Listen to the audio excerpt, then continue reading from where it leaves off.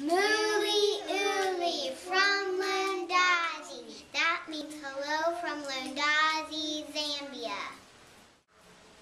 Greetings to our brothers and sisters in Christ at Northside Baptist Church from Lundazi, Zambia.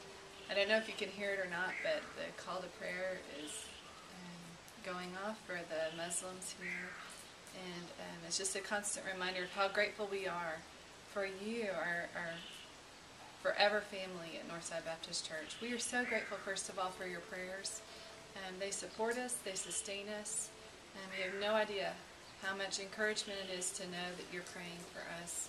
And we're also so grateful for the encouraging notes and cards that we get, the packages, and most recently the bundles and just huge bags of love you sent through Leslie and Mary Ann. Thank you so much for just constantly supporting us and encouraging us and lifting us up and spoiling us, quite frankly.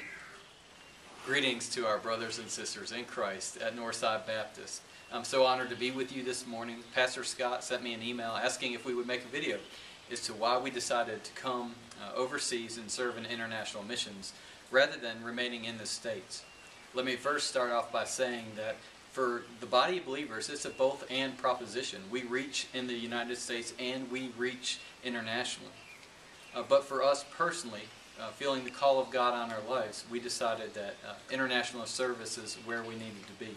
You know, I know a lot of people say that we should just focus on missions in America. There are plenty of people in America that need the gospel message, and there is truth to that statement.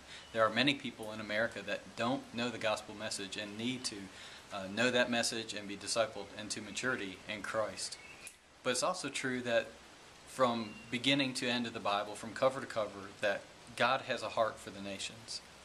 And when you consider that the United States only has 5% of the world's population, that means 95% of the world is outside of the United States, and we can't ignore them. Sometimes I feel like we're the little child that's playing hide and seek, and who sits and covers his face, thinking if I can't see the person looking for me, then they can't see me. Well, we can't cover our eyes to the fact that 95% of the world lies outside of our borders, and we have to reach them with the gospel message. So why did we pack everything up and head to Africa? Well, ultimately we felt like that was God's will for our life. But kind of laying behind that, there's two streams of thought. One is that I feel like God has uniquely gifted our family by His grace to live overseas in a different culture and cross those cultural barriers and be able to communicate the gospel and live long-term in another culture. And I know that's not for everyone. God hasn't gifted all the body of believers in the same way. But I do think that regardless of our giftedness in that area, He has called all of us to be active, maybe in a short-term role in international missions, but He has called us all to be active. The other part of that is just the sheer lostness of the world.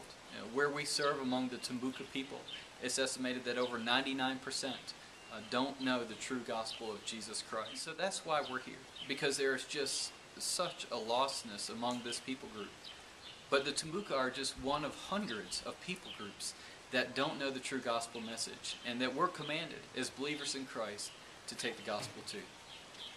We love you, Northside Baptist, and we look forward to seeing you again soon. God bless you.